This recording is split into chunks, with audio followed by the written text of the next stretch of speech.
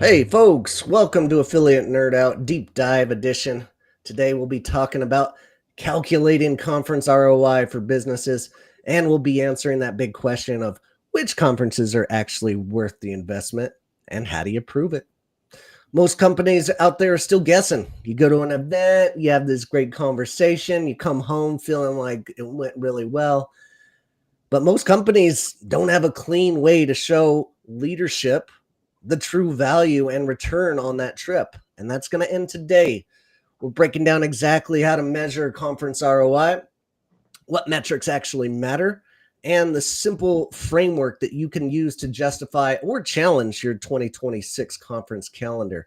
And I brought in 3 experts to see what kind of different angles we can come about in adjusting and figuring out this angle. First up, Noel Spagna, affiliate manager over at Motley Fool and conference veteran who knows how to turn conversations into real pipeline. Welcome back to the Nerdatorium, Noel. Thanks so much for having me back. You got it. Anytime. And next up, Lacey Thompson, another affiliate nerd out alumni and former agency founder who has a disciplined, budget conscious approach to evaluating event value. Thanks for joining us, Lacey. Yeah, great to be here. Awesome. And then hitting cleanup, Jason Steele, producer of CardCon and someone who understands what truly drives ROI from the conference organizer side. Welcome, Jason. Great to be here. Awesome.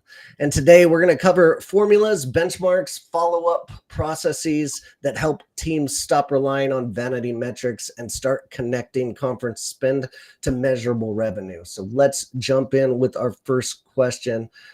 And it's going out to Noel. For someone who attends more conferences than most, what's the biggest misunderstanding people have about what actually drives meaningful ROI at events? I think the biggest misunderstanding isn't really just about conferences in general. I think it's just this industry and how relationship building focused it is and how important it is to form the connections, to build the trust, and then to nurture those relationships that you make. And one of the best ways to do that is at these events and at these conferences. And, you know, sometimes ROI can be calculated pretty quickly depending on what you discuss, whether it's, you know, at the event you got an integration fee waived for being there in person and meeting with somebody, or you put together a lower cost placement package or something like that, or you launched a partner really quickly. But other things are going to take a little bit longer. They're more longer term plays. You know, it's a marathon and not a sprint. I always like to say that about affiliate too, because sometimes things take time. So, you know, those relationships also benefit you down the line, because if, you know, say a partner has a new opportunity that they come to you first because they know you better and, you know, you've got that relationship with them, or you're able to get some sort of a make good out of that partner because you have such a strong bond and relationship, people get to know you as more than an email address. And I think that's something that people need to really consider when they're thinking about these events. Oh, totally agree. I love the face-to-face time more than anything. And I think it's really important. This being on the screen is great, but nothing beats shaking a hand and hanging out with people and making them laugh. So great start off there. Lacey, this next question's for you. When brands come to you excited about a conference, what do they think success looks like? And how do you help them realign around the metrics that truly matter? Yeah, I mean, I think going off of what Noel said too, people that know this industry really well know that it really is about the relationships, and that's what success looks like for a lot of brands and a lot of people that are in our industry. But for CMOs and leaders at companies, usually that's not enough. They want something more tangible to be able to say, like, it's not just about having great conversations, because that's not a KPI. And so really what I wanted to do several years ago was build a framework that our team could use to prove the value of those conversations and keep track of it and articulate it to leadership, because that's how ultimately you get the budget to continue to go to these conferences. And as Noel said, it is really important to be consistent with it. So I think about measuring success in 3 buckets: reach, relationships, and revenue. And so reach is all about, like, how many conversations are you having with both existing and new audiences. So the way that we track that is what we call high value conversations. And so it's just setting up those meetings and having a really important discussion with an existing or new partner. Relationship is all about how deep those conversations go. So you can show up to a meeting and have a fluffy discussion about how the conference is going for 15 minutes and how Thanksgiving was or how your holidays are, whatever the case may be. But if you come prepared and you actually have data and some background information, qualitative information, it is always good to kick off your conversation with something that is relationship building, because we're all people and we want to get to know each other. But then at some point to be able to get really deep into the discussion and understand, what is the meat and potatoes of what you want to accomplish, I think that's really important as well. And then revenue is really just focused on like the pipeline that you're creating with those conversations. So being able to articulate, how much was that integration fee that you got waived, and list those out so that your CMO knows, okay, we actually saved this much, or we made this much revenue and we spent this much to send you there. It's a no-brainer to keep doing it. And when you start to track those three things, then you can really understand which conferences actually build revenue and business value versus, just building up your airline miles, which is also great too. And I love to do. But then, the next step beyond the reach, relationship, and revenue is the follow-up.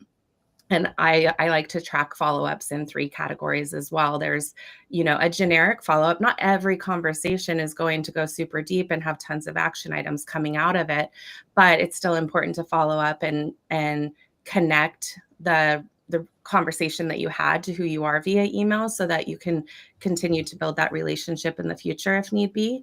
And then there's networking follow-ups where maybe it's not something specific to your relationship, but we talked about somebody that that might be good for me to talk to. And those can also have long-term value. It might not be tomorrow, but they can lead to great things down the road. So they're not insignificant. And then obviously the revenue generating follow-ups are the most important, where you want to hammer out like the details of how a partner is going to promote you or whatever the case may be. So you can either develop your own baseline of what % of your follow-ups you want to be in each of those buckets, or I like to start with a 20-20-60 to try to target that. And then when you keep track of that at each conference, which ones are generating more revenue generating follow-ups versus just generic follow-ups. And again, it's just really important, as Noelle said, to maintain consistency, because when you do attend these conferences over and over again, it's more likely you're going to start having more revenue generating conversations as you go to your second, third, fourth, fifth, because when people know who you are and know that you're there and they know you're ready to do business, they're much more apt to have a conversation with you and get you on their schedule. Well, great points, great value. We already seen people in the comments. The 3 R's are so insightful. Excellent. Thanks for interacting there, Kayla. And Kristen Evans loves the cat cameo. So thanks for that, Noelle.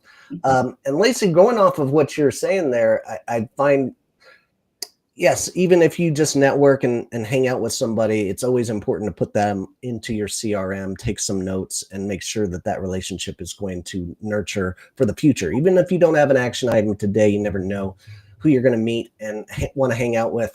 I think you and I might have met, 6-7 years ago at an affiliate summit, and it just kind of blossomed into where we're at today as a relationship. So you never know where it's going to go. All right, Jason, as an event organizer here, what's one misconception attendees have about how much ROI a conference can realistically generate if they don't approach it strategically?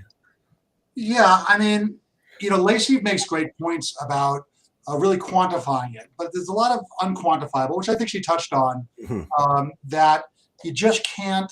It's unquantifiable. We talked about Affiliate Summit. I showed up at Affiliate Summit. I sat down with my laptop.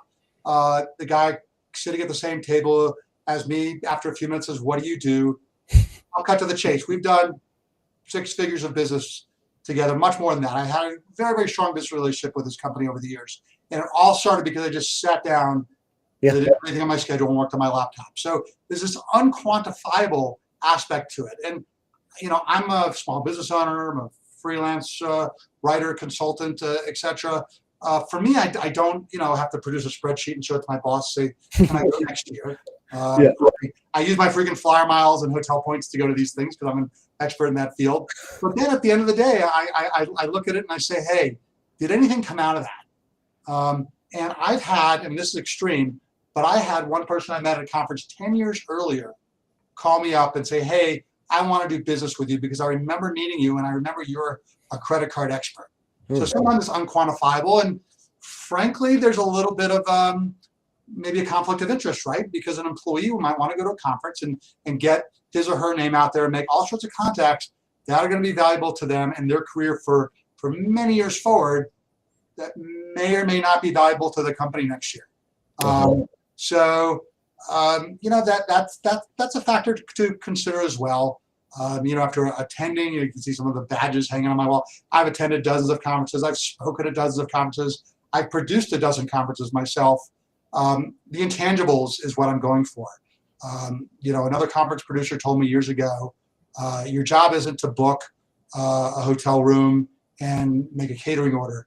Your job is to bring people together, to facilitate these interactions. And Affiliate Summit's a great example of a pretty content-light, networking-heavy conference. And then every conference producer I know is trying to strike that balance. Yeah, great calls. I love the call out of the, it might not be the right fit for the business, but that's a risk that they need to be willing to take to invest in that person, to gain their loyalty, for them to stay longer, to educate them and to get them learned up and networking. And you've got to take that risk as a company. I feel like, they might have a flight risk at some point. People leave careers and jobs. It's going to happen. And being scared about sending somebody to a conference just seems asinine to me. Like, you've got to go and do that. All right, we've got another comment. Kristen Evans says, thanks for pulling this together, Dustin. So helpful, especially with brands and small agencies who are trying to determine the worthiness of these investments. Happy to do it, Kristen. Thank you for commenting. Moving into, quick question. You've got all your badges. My old mentor, David Vogelpool, used to do this. He had a big old collection of them. I can't throw them away fast enough when I get home from the conference. Like, Lacey, what's your stance? 100%. They're in the garbage. Yeah. Noelle? These aren't all of them by any means. These are just a few that happen to make its way to my office. And sometimes I spend a few $1,000s a year on badges, ordering them for my conferences. So every now and then I feel like, maybe I should keep one. Okay, all right. Noelle, your stance? I don't save them. I don't have any. Some like them as a badge of honor, and I get it. I totally get it, Jason. That's awesome. Souvenir. Yeah, absolutely. All right, going back to Noelle. From a brand's perspective here, what inputs do you track before, during, and after an event to calculate whether it's worth attending? The biggest thing to me is tracking my meetings, and that alone gets to be a lot.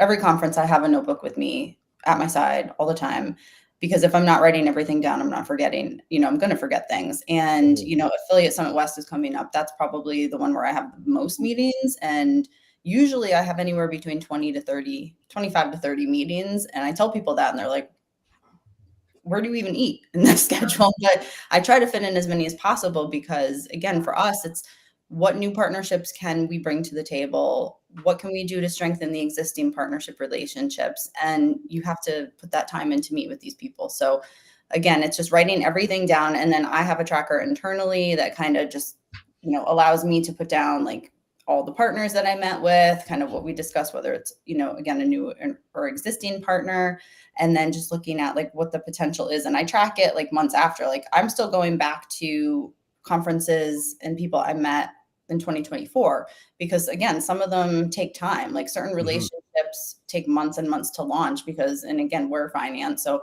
sometimes there is, red tape in contracts and things that you have to work out. So it's just kind of keeping that ongoing basis of, what did we get from that partnership, whether it was a launch, did we discuss an initiative that we then brought to the table, and then it brought in X amount of revenue and whatnot. So it's really, for me, critical to, again, just really make sure all my meetings are on the calendar. I've got a record of everything. I'm using the app for the event to track all of that as well. And sometimes conversations get had, in the app as well. And then again, just writing everything down and following up later. Great tips there. I also love to jam as many meetings in as I can. And you brought up a good point about meals. Like, when do you eat? Those are my most important meetings. The people I want to sit and eat with are the people that I really want to get in tuned with. And you got 3 breakfasts, you got 3 lunch, you got a couple of dinners. Get your favorite partners and ask them first if they have an opportunity to meet for one of those. That's a strategy. Do you guys go along with that as well, Jason, Lacey? Yeah, I mean, well, I love meals. I host meals. I am actually looking at producing a series of meals on behalf of a client under the CardCon name. That's hopefully will be coming up next year. Yeah, it's probably goes back to the beginning of humankind. People bond over food. Great call. Yeah, I love meals as well. I think one of the best events that we did was a breakfast at IPX, and it was because it allows you to become so conversational with everybody in the room. But the hard part is documenting all of that when you're like eating, Yes. So to Noelle's point, like having your notebook there and being able to like just jot down a quick action item after a conversation that you have is really important. Yeah, and it's rude to be writing on the table too while you're trying to eat. Right. So you got to do it. I would take it as a compliment that someone's writing down, hey, I want to follow up. Because to me, the downside of conferences is you have a good conversation, you follow up the next week, and maybe they're just not interested and they were just being nice and smiling, or maybe they just ghost you. That's always a letdown. But if someone's writing it down, you kind of get the feeling like, hey, in a world where we're starved for other people's attentions, we're staring at our phones. Someone writing something down to me tells me that they're taking what I say seriously. Oh yeah, such a great point. Like, there's been conferences where I tried to make notes in my phone while I'm talking to people, and that was just a disaster. Like, it's not a good practice. It makes you look like you're not paying attention. So not a good workaround with technology. Kristen Evans says, I have all my badges. That's surprising to me, Kristen. I would expect you to be a trasher. And then Ashley says, I feel like when you attend a conference and tell those who are there to drive business forward versus the concerned about their network, honestly, those who are driving business forward make a bigger impact on the longevity of the relationship. Do you find that true, guys? Yeah, I mean, it kind of goes, I think, to Jason's point that, if you know that the person that you're spending your valuable time with cares enough to write things down and follow up with you and like make progress, then you feel more fulfilled. It's obviously these conferences are super fun, and in this industry, I think we do a very good job of having a lot of fun. But you also, it doesn't have to be a trade-off. You want to be able to like produce results at the same time. Great. All right, Lacey, next question's for you. When you're evaluating an event performance for a brand that you might be working with, what are the framework that you use to separate like the busy booth energy from the actual ROI producing that activity? Yeah, I mean, from the agency perspective, it's a little bit more complicated because every brand handles things differently. When you're in-house at a brand, you know how your brand handles it. It's kind of like one way. When you're at an agency, you really have to start with the goals of the brand and understand what they're trying to accomplish before you just sort of prescribe. But just assuming that, I don't have the brand's goals for the sake of the conversation and what I would prescribe without that, I typically like to have a framework where, if you think about it as like a quadrant on the x-axis, you have qualitative ROI conversations that are based on revenue. And then you have strategic conversations that are maybe something more complicated, a bigger partnership, maybe with another brand, which involves more people within the organization. So there's lots of different buckets of conversations that fall into strategic conversations. Those take longer to matriculate. And so then you on the vertical axis, you have existing partners and new partners. And so what I like to do is sort of plop each of my conversations into one of those buckets, qualitative ROI with existing partners, qualitative ROI with new partners. And I do usually recommend to brands, like Noelle said, to get as many meetings in as you possibly can. That being said, sometimes, as Jason said, some of the best conversations that lead to the most success happen very organically. And so I typically will book tons of meetings back to back and then build in the small breaks so that brands will have time to sort of, circle around and just have organic conversations, also go to the bathroom, eat, those are important things for everybody. And so really, like, if you can still, as you have the organic conversations, put them into each of those quadrants, you really want to try to have sort of an even assortment of the types of conversations that you're having with the types of people. And then if you can get one conversation that falls into multiple buckets, that's the jackpot, really. Awesome. Well said. Got another comment here. Let's address it because it's one of my favorite people in the industry, Jade Mareberry here. Planning to get in a day early or stay a day late this year to get an additional FaceTime. I assume she's talking about ASW. Anyone else planning to do this? I'll let you guys talk. My plan is always get to Vegas a day early, get all the gambling and drinking out of my system early on so that I'm well rested. I get to bed by 10 o'clock and hit that Monday really hard. And then I fill up my meetings, and then I leave immediately on Wednesday because I am just so broke down by the time Wednesday rolls around. What are your guys' theories here? Yeah, I show up usually. This year I'm actually coming in on Saturday at ASW. Wow. Okay. And because sometimes you can fit things in on Sundays, and a lot of people have started to have dinners and things like that because there's so many after events now, right? Especially with ASW. So there's only so much time on Monday and Tuesday. So I think getting there early, I would agree with you though. Like, I've noticed by the third day, like, if you even just in the conference hall, like that difference of the amount of people that are there Wednesday versus Monday, like that's huge. So I think people at that point have had their fill and they're ready to get home. Mm-hmm.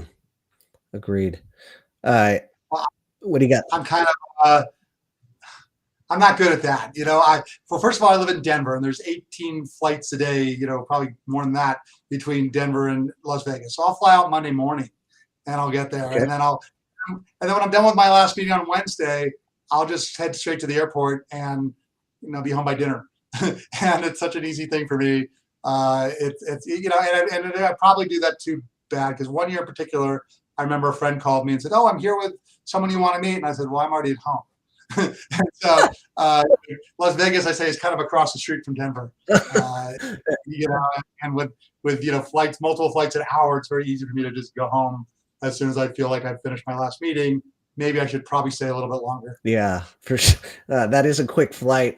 My Wednesdays, I don't schedule meetings except for the early morning, and then I go to sessions in the afternoon, and then I'm just spent. I don't have any more voice. I don't have any more energy to interact. I just know myself to not schedule that many meetings on Wednesday. So, Noelle, you getting there and doing 4 nights. 4 nights is too much in Vegas for me. Like, I can't do 4 nights there. Like, it's physically impossible.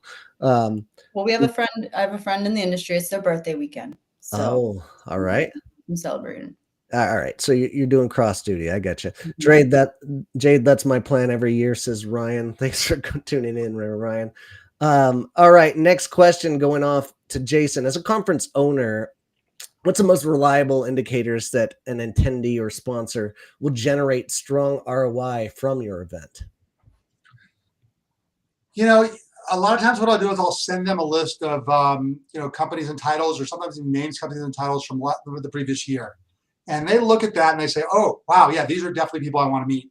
As an after action report, and granted, my conference is small. I'll have, maybe 300 people at CardCon, but these are like the top people in the credit card and credit card affiliate marketing world. And so I try to keep a very, very high quality group of attendees. I never want, part-time, wannabe kind of people there. I want real top professionals there. And, and when they come back, the sponsors, my title sponsor has returned for the last 5 years. And I'm hoping they'll return for next year. It looks good.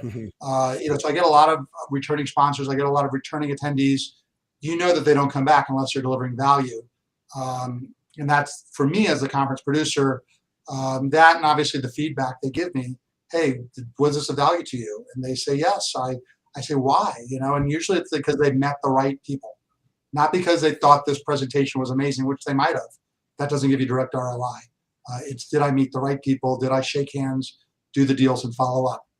So at a CardCon, for example, the first day, we've been calling it the fun day. I think we're going to rebrand it something like the deal day or the networking day, because we take tours, we have lunch, we sit around a pool or a beach or something, and everyone gets to meet everyone else. And people told me that was invaluable. So that's kind of what I'm focusing on, is facilitating those connections. Excellent. Now, rounding out this conversation about like your pre-setup here, like I've got a quick graphic that I like to show and semi-brag about. This is my conference last year. This is what it looked like. It's a mess. Like, it's just meeting after meeting after session after session. Is this how you guys control your events? This is what you're trying to do? I've been taught that I should go home exhausted, and I've seen from others that they don't like to fill up their calendar. They like to be on the seat of their pants and on the edge of their seat and adjust to the conference itself. What are your guys' thoughts on booking the entire conference? I mean, I love to do it. I think that, like, it does take more work. Yeah. It takes more energy. You have to prepare, but I think you usually get more out of it. I've heard some people say, though, that like the most fruitful conversations are those that they have in the lobby of the conference, and they're not even planned. So I don't think it's necessarily one size fits all. It really just depends, again, what your goals are, how you think you can achieve them, and what matters to the leaders at your company. So there's obviously not, I don't think it's one size fits all. Good call. Yeah. Well, I go beyond that, and I would say it depends on the conference. I have some conferences that I've been to where my schedule looked like yours. Every minute of the day, something going on. I have other conferences, maybe I'm going there the first time. Maybe the conference is on the periphery of the business that I do, and I'm kind of just going to check it out. I want to meet people spontaneously. I want to sit in on the sessions. I want to get the feel or flavor of it, so that maybe next year my schedule looks something closer to that. Great. Jade chimed back in and said, Jason, this is exactly what I do living in LA, fly in early, meet up, and then she's going to try that session out this year. And then Kristen Evans says, Dustin's calendar stresses me out. I know it does. It should stress out people. It's what it's meant for.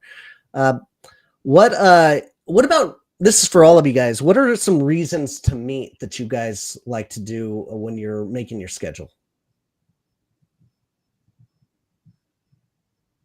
Anybody jump in? What do you mean reasons? You mean like the agenda? Yeah, no. Why are you meeting people? What is your reason to meet with people? Is like, for example, I want to meet publishers first. Secondarily, I want to meet brands. Thirdly, I want to meet agencies, and they all have different objectives. But like, that's my priority list, is to get more meetings with publishers if I can. I think it definitely depends on what side of the house you're coming from. For me, as the brand, it's always partners and trying to bring in, new publishers to promote us. But Motley Fool is also a publisher, so that kind of can even get confusing sometimes. So I also try to, yield those conversations and bring any potential opportunities back to that side of the house for us. And sometimes it is like technology. Sometimes I bring partners for other divisions of marketing. Sometimes it's a native partner, or a display partner, or an email partner, so it's really just anybody who can help us expand the reach of our business. Yeah, I have a very multi-pronged agenda. I could be inviting people to my conference. I could be looking for opportunities for people to sponsor. I could be looking for opportunities on my own website that I have a little bit of affiliate links. And it just goes on and on and on. I mean, you'll never know who you're going to meet at a conference and what services or products they could offer. And sometimes I'll meet people spontaneously, and you could tell both me and the person I'm meeting are kind of brainstorming, like, how is it that our lives intersect? How could we potentially work together? Sometimes we come up empty. Sorry, it's just not what I do. Other times you hit the jackpot, and it's like, wow, you're exactly who I'm looking for. Yeah. And you just never know. I don't want to make my perspective sound like overly altruistic, but I think this is also partly because I started my career on the brand side. And so I have some cynicism about, agency side folks and publishers about like how they promote themselves. I always want to try to bring something that is valuable to the person that I'm talking to. I want to try to help them in some way. And I think that is one of the things that I just absolutely love about this industry is that you can show up and be helpful. And it usually leads us to something that's mutually beneficial, even if that's not necessarily how you intended it. And I just think that's really a nice part of our industry compared to some of the other marketing channels. Great calls. Love them all. Jason, you've got a question from Ryan asking, how many times do you need to show to gauge if it's worth your time and energy? Well, I mean, it depends. I have gone to conferences that were well-produced conferences with good people, and I just said, yeah, this is not my crowd. I don't think I'm coming home with the right business opportunities. If it is your crowd and you're not, you could tell. You could tell, hey, I just need to get to know people. I need to return. There's, one conference that I've been to the last 13, 14 years, and I keep going. And it's the FinCon Financial Bloggers Conference. It doesn't have much to do with affiliate, but it's my crowd, and I'm always going to come on with opportunities from there. Other conferences I've gone to and just said, it's a good conference. It's not my crowd. I'm not getting the opportunities out of this. So I think you could get a pretty good, I hate to make an analogy, but sometimes like dating, right? I've been married for 20 years. So, but I vaguely recall, you show up for dinner and you can often tell pretty quickly whether or not this was going to work or not. Agreed. One and done could be the move. Right. But if you think of it in a broader perspective, hey, is this my crowd? Do I see potential business opportunities here? Even if sometimes if the fish are biting and you don't catch one, you still go back to the pond again to try again. Other times you just, it's just not your crowd. Yeah, for sure. Another quick question for all of you. Has anyone tried Microsoft Bookings to manage client meetings? I have not. I've never even heard of it. So good little tip there, Julie. The conference software and or your personal calendar like Google Calendars, if that's what you use. I don't see any substitute for the conference software. I would love a software that would interact with the conference software and your existing calendar. Like whoever breaks that nut is going to kill it for all of these. I don't see why the conference software shouldn't sync with your, like I said, a Google Calendar or a Microsoft Outlook calendar. It should, and now I have to double check to see if my conference software does that. Here's a common thing I see is I will create within the app. ASW's app I think is pretty great, but when I export it and import it into my calendar, now it's done. And if I try to do another export, all of it's coming back. And now I have double meetings of that same thing, and it's super frustrating. I don't know if you guys feel the same. And God help you if you aren't in the same time zone. Sure. Yeah. You don't know which time zone is, I got to double, triple check everything. Otherwise I miss meetings by an hour. Yeah. Somebody needs to break this code though. I hope it's done in the next couple of years with AI, whatever it is. We need to do a calendar. That seems like a pretty, pretty easy use case for AI. For sure. All right, moving on. We're right on track for timing here. Noel, you're known for generating a pipeline of efficiently at events. Like, what's one tactical move you like to make on site that consistently turns conversation into real opportunities? For me, it really is just networking all the time. And I like to get to know people as people. And I want people to remember me as Noel not just that woman from the Motley Fool that's, emailing them all the time. Yeah. I want to build those relationships again. So, and some meetings are different from others. Some people want to jump straight into business, but a lot of time, it helps to just have that kind of small talk and get to know each other. And you're just kind of talking, making introductions, kind of learning a little bit about people. And, you're just trying to connect. And, to me, those relationships are the ones that I have usually the greatest opportunities with down the line, because they're the ones that I have, the best relationships with. And I think it's also important to know, and I had a really good conversation with an industry veteran who's just known for being one of the best at networking. And he had said, at CJU, I got to sit down with him, and he was like, I don't think some people don't realize that the after hours events are so important. And a lot of people, sometimes you're tired after the end of the day, you're overstimulated, whatever the case may be. And some people don't always go to these things, but I can't tell you how many times I've, you just sit down and people introduce you to other people there. And then you might just be, bumping into people having a drink, and they're like, wow, I really think that we can do business together, when they find out like where I work. And that happens more times than others. And I think that that's where you really build a lot of the relationships and the friendships even that come out of these events that are so valuable. So if you can stick it out and you're not completely exhausted, and we know ASW is probably one of the most exhausting conferences, because you're going, and especially for me coming from the East Coast, you're extra exhausted, but just stick it out and try to at least go to a couple of the after hours events to really build those relationships up. And believe me, it's worth it. It sounds like you were talking to Presh. I'm just taking a wild stab in the dark that you were talking to Presh there, because nobody on earth is a better network marketer than that guy. Like every event that I've ever gone to with him, he's like, oh, what do you need? Okay, hey, come meet me. And I'm going to show you to this next guy. And he physically walks you over and makes you shake hands with somebody else. It's an amazing trait that guy has. He's the best in the world at it. And it is so true. Like, well, he's a host. That's his job as a host. When you go to his event, and I'm sure he continues that role in other people's events. Oh, for sure, he does everybody's event. I saw some pictures of you, Noel, at what's his event, Presh Connect last year. Yeah.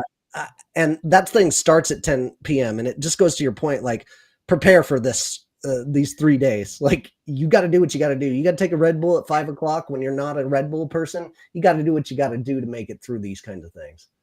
Yeah, it really is an all day marathon. That's what I always say. Like sometimes if you come into a conference earlier, and like, even at CJU, like the first Sunday night, I was one of the people, I went to bed early, and I was like, I'm trying to be responsible, because the next 2 nights are going to be like those super late nights. So you try to catch your sleep in when you can. Sleep when you can.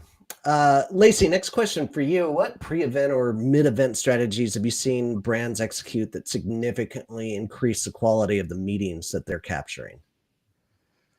Yeah, I think there's 3 different buckets that I would classify my answer in. Is one, it's really good to have a reason to meet, as you mentioned, and you asked us that question, like, what is your reason to meet? Yeah. I think that if you can put something out there that's interesting to people, that sort of attracts them to want to have a conversation with you in advance, somewhat of a teaser, whether it's a data insight, some exclusive offer, whatever you want to do. I think doing it on LinkedIn is a great way to do it. There's also, industry communities like the MarTech Record or Hello Partner, where you can kind of spread the words through those forums.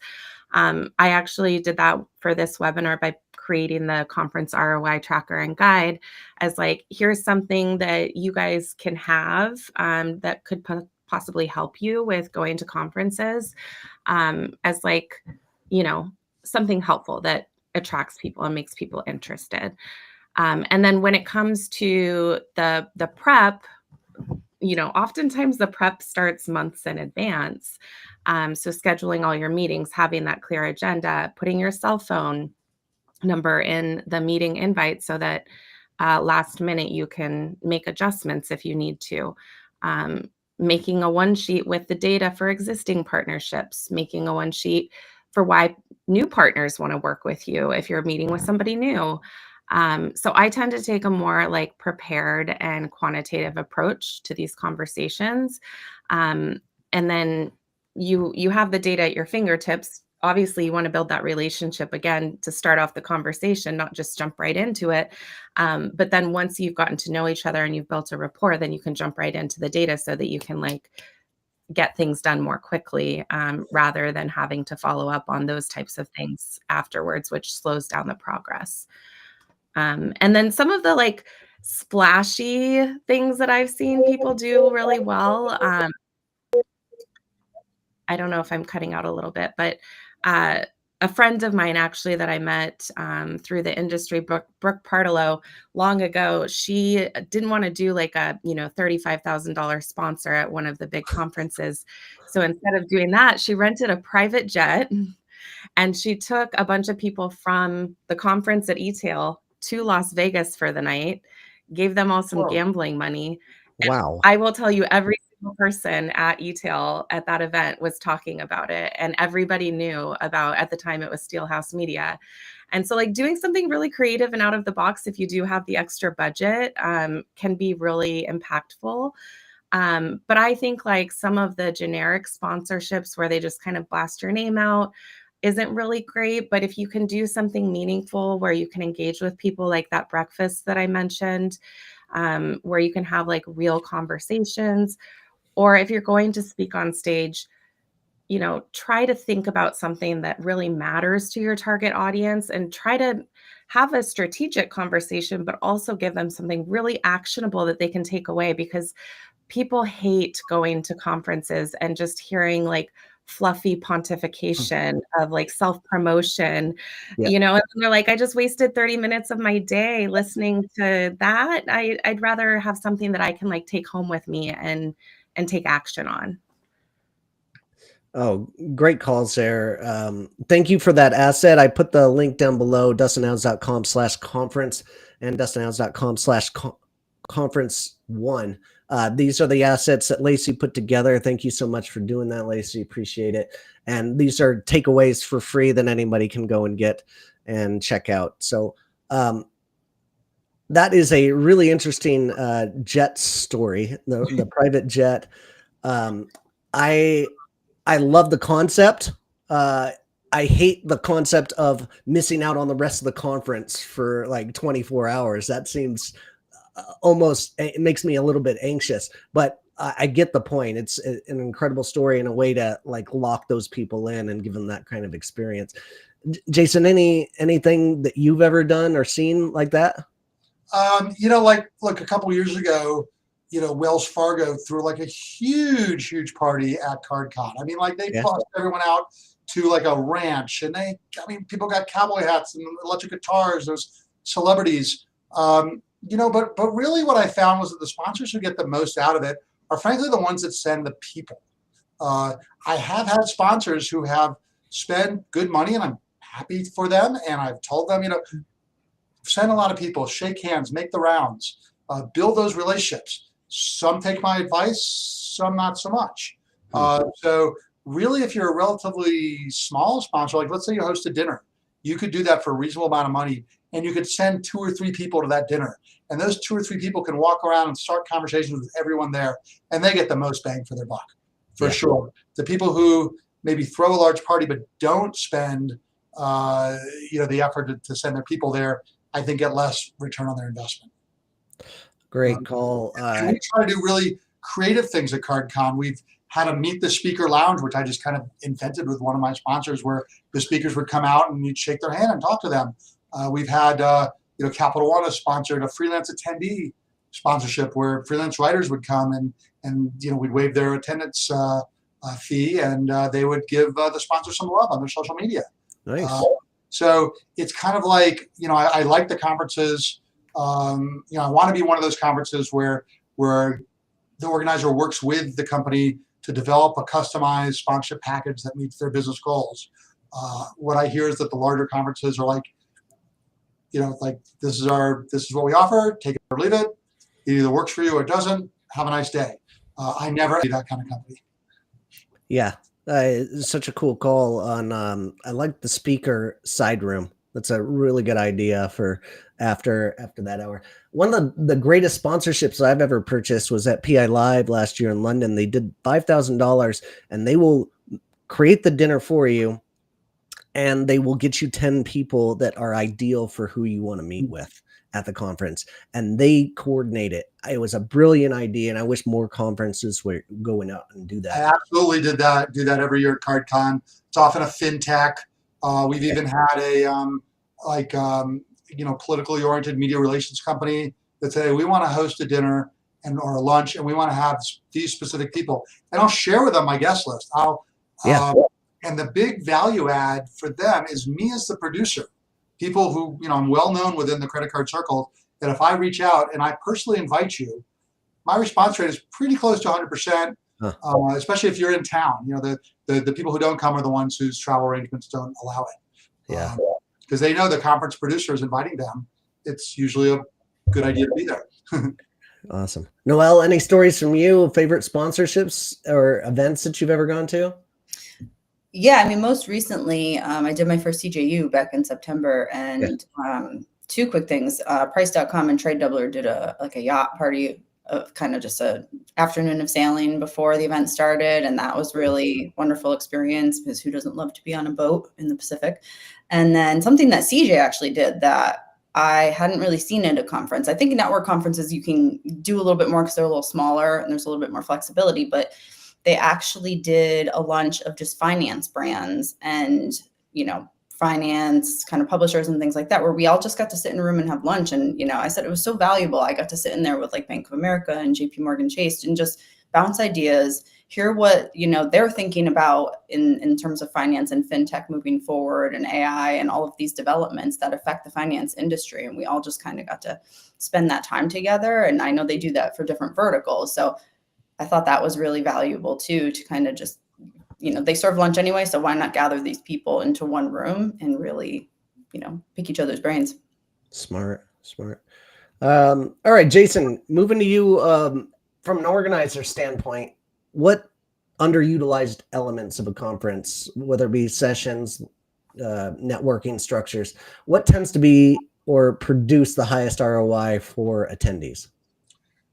Yeah, I mean, I talked about those spontaneous meetings. The people who disappear to their hotel room are missing out on a lot. I know it's hard. I know everyone's got family, work commitments that they have to reply to, but being out there on the conference floor is huge. We talked about filling up your schedule, preparations. I think everyone made good points of that. Sometimes sponsorship itself, people neglect that. There's one company that comes to my event every year. They send 7, 8, 9 people. They spend as much as it would cost to sponsor something, but they never sponsor it. So, every year I try to say, hey, why don't you be a sponsor? I could do it for you pretty much for the same price. And every year they say no. I think they're missing out. I'll try again this year. But I think events like mine are willing to work with you. If you're going to send a bunch of people, I want you to be a sponsor. There's no reason not to sponsor an event, even if it's at a relatively low level, because typically the conference will include the attendance as a package with the sponsorship. So if I'm sending 4 people anyway and I'm spending whatever $5,000, maybe I should just buy a $5,000 sponsorship package that includes 4 attendees. Now my name's out there. Now I'm getting additional value. So, you might not think you're a candidate for sponsorship, but you might be wrong. Interesting. What about something that always happens at the events is I'm always ranking my meetings. I do this by putting them 1 to 5, like what's the most important, and those are the leads I get back to the first. What are you guys doing in terms of like making a tier system for either pre or post conferences? Anybody using a CRM and like putting this in there? Like any suggestions on that side?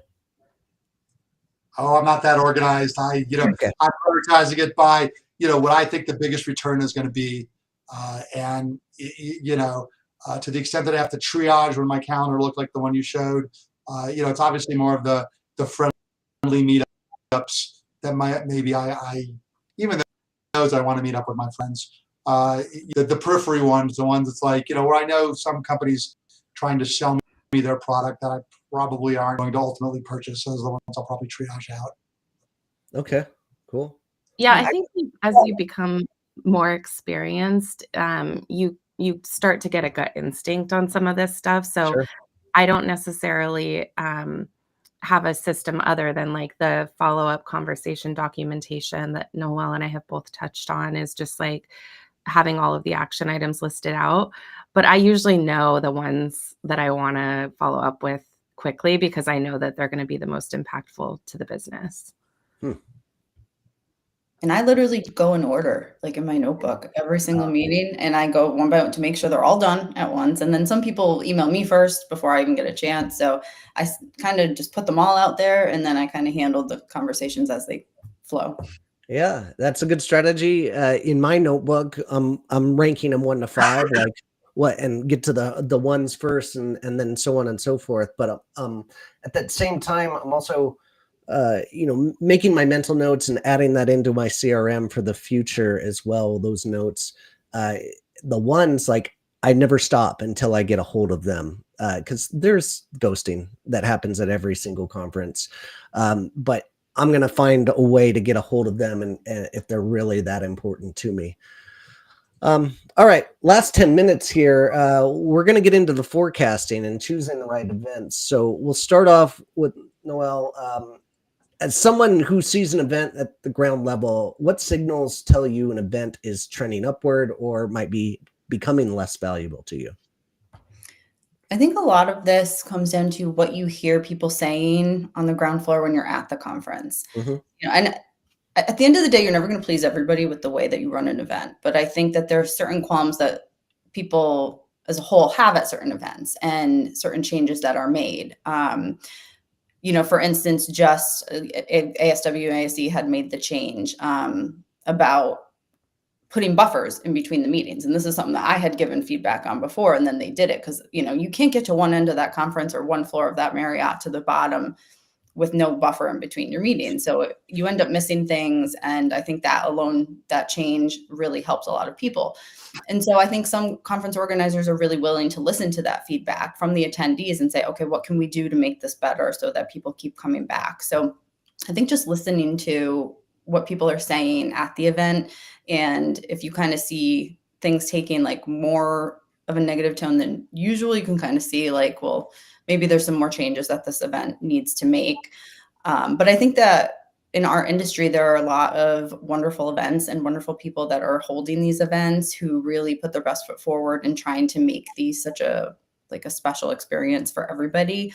And, they're definitely making improvements every single year, whether it's to the apps or the structure of the event itself. And you can kind of feel that vibe at the event, what's buzzing on the floor, and, just trying to, again, just listen to the attendees. And I think every event's different too, like something like an ASW and ASE, that's a much bigger scale than some of the network events. So they, I think, probably have a lot more things to think about in terms of just the massive amount of attendees coming. But then you see some of the network events that are maybe a little bit smaller, and you hear that from people too. Like, is there enough people at this event to make it worthwhile? But I tend to like both because, I have the most meetings at like an ASW, but at say like a Rakuten or an Impact event, I'm really able to be like have more intimate conversations in terms of like just getting more time with some of my partners than I might have at ASW, and really getting to dive into details in terms of campaigns and partnerships. So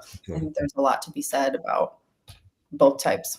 Great points. And I will add, like, it infuriates me when people set meetings at their hotel room suite. Yeah, it's a cool experience, but I have to walk from the floor over to Caesars to get to the 50th level and then back. That's like an hour-long round trip. Like, don't do this to me. Just get a specialized table at the event where we can have a private meeting. We don't need to go do that. Please stop doing this, folks. I can't emphasize that enough.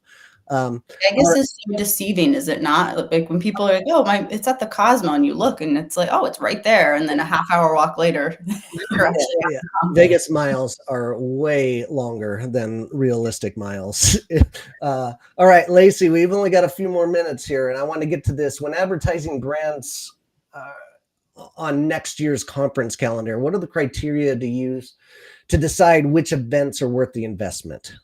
Yeah, again, it's really like a framework that we have developed, and is your audience there. So the audience alignment, are your target partners or your buyers, if you're an agency looking for new clients, the conversion opportunity, like are people there to find new partners in some way, whatever, that looks like for you. And then the brand amplification. So are you able to get your name in front of the right people? And so we rate each of those areas to determine which conferences are the highest priority. If a conference only satisfies one of those things, maybe it's not worth your investment. Obviously, the best situation is where you can accomplish all three. And then you have to take into consideration your budget and the price of sending people to the conferences. But you can get really creative with that. I've seen, like Jason was talking about, like sometimes we can do a sponsorship and it's only a couple $1,000s more than sending the 4 people that we were going to send and pay for the full price. And so if you can really build a business case around that, it can make a lot of sense.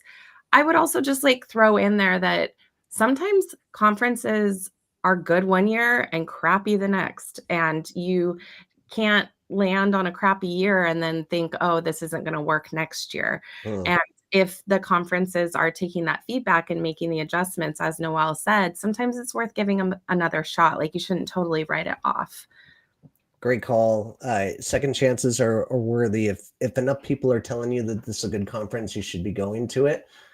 You should listen to them. That's how I went to PI Live in Miami, and I absolutely loved my time. And that catapulted me to go to PI London because I had such a good time and a great experience at Miami that I went over there. So keep an open mind. All right, Jason, for you, looking ahead at 2026, what shifts do you expect in conference formats or attendees' behavior that'll impact how companies calculate that ROI? Shifts. I mean, look, I'll tell you something I've been telling a lot of people lately. COVID showed us, and AI is reinforcing the value of face-to-face meetings. And I can remember we did an online event in 2020, and I said, this was great. Let's never do it again. And I think what we're dealing with AI slop, taking over the internet, taking over our lives. The value of a face-to-face meeting is great. Companies are approaching me, telling me that they want me to organize more face-to-face meetings at smaller scales, 10, 15 people over lunch seminar, webinars like what we're doing here right now. Things like that are increasingly valuable in a sea of maybe unfruitful online interactions. So I personally am doubling down on conferences and face-to-face meetings as a business model for myself going forward. I see others doing the same. I think I'm hoping we're going to see other businesses taking the same approach to say, hey, this is invaluable to us to have these face-to-face meetings. That's where we're going to do the big deals. There's numbers out there, I can't quote them off the top of my head, that say, when you shake someone's hand, when you grab a beer or a coffee or whatever, the chances of your, business deal being conducted increase dramatically. And people out there who are trying to do deals, trying to bring home the bacon, they're going to want to get on the road and have those face-to-face meetings now more than ever. Awesome. Well said. And I think there's a place where like you don't go to too many conferences either. Like if you're doing once a month, like that's a lot, especially if you have family and you got to take care of them. But I like to do 4 to 6 a year. I don't know what you guys feel. Are you guys in that same boat? Jason, you probably do more because of it's your. Well, if I discount the two, I produce CardCon, which is coming up in April in Phoenix. I also do a financial affiliate marketing forum in Canada I did that in October. I'll be doing it next October. If I discount those two, I'd probably say I go to 6 to 10, maybe it was a little bit more back pre-COVID. Okay. Some of those are kind of fun. Like I go to maybe a consumer conference about travel rewards. I go to a big aviation event that I've spoken at the last couple of years in Wisconsin. I'm a pilot and I, love airplanes and I speak at that event. And so some of them are just kind of fun conferences. Other of them are, like I was at CJU. I went straight from there to FinCon. I'll be at Affiliate Summit. I'll be at, I'm sure I'm forgetting some other conferences that I go to every year that I just, find fascinating and want to try out. And every year I mix it up a little bit. I'm sure, like Noel, CJU was my first time this year and I loved it. So I'll probably be back, but I do definitely mix it up every year. Cool. Noel, what are you going to be at? ASW first up, and then kind of have to see what the schedule pans out, but probably IPX, ASE, hopefully CJU again. I'd love to go to Rakutens, but we have a company retreat that same week, but that's a good event too. So I'll shout out to that one also, but pretty much any of the main industry events. And I hope to this year kind of learn more about some of the international ones because I don't know as much about, kind of which of those are the most valuable. So maybe PI Live London would be a nice one to go to. Oh yeah, come join me. Jeremy Aronson says 100% face-to-face conference mixed with office visits. Hey, thanks for tuning in, Jeremy there. And Lacey, what about you? What are you going to? I'm not going. I don't have a lot of plans for next year yet, but I would say like at my peak, I was probably doing 6 to 10 conferences a year as well. And then there's other like smaller events that I like to go to. Like I love to go to the MarTech record events. I just feel like it's a smaller community, but there's really high quality conversations that are had there.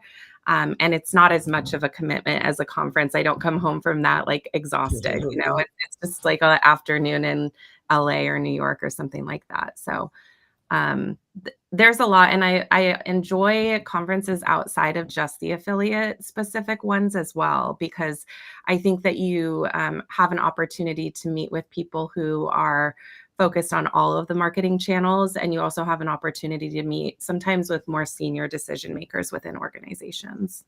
Great calls. All right, I'll be going to Affiliate Summit West, PI Live in London, IPX. My wife works there, so family's all going, and everything else I'm a free agent for. So anybody that wants some user generated content from me going out and making a clown of myself and showing my experience at your conference, hit me up. And I'm officially inviting you to CardCon. How's that? I'm talking about. We got one. Yeah, all right. Awesome. Thanks, Jason. All right, folks. Thanks for joining us, Lacey, Noel, Jason. Really appreciate you dropping all these knowledge bombs today. Thanks for joining me. Thanks so much. All right, guys.